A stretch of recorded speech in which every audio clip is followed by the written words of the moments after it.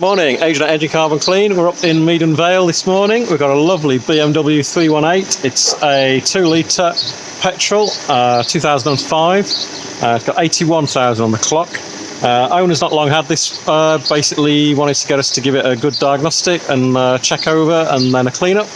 Quite a lot of old historic codes that were in this one. We've emailed that through to the owner, cleared those down. There's one that stayed on. That's for the Camshaft Centre 2 exhaust. That won't clear at all. That looks like it's dead on the live data.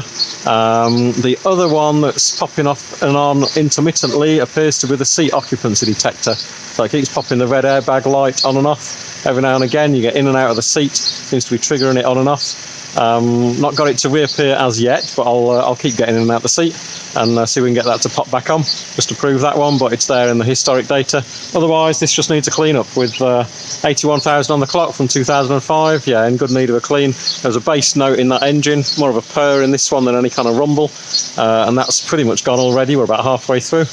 Nice crisp sound from that engine now. Just that exhaust camshaft Centre 2 to get looked at by the look of it, and potentially that seat occupancy detector. Otherwise, get this back out on the road in about another 25 minutes.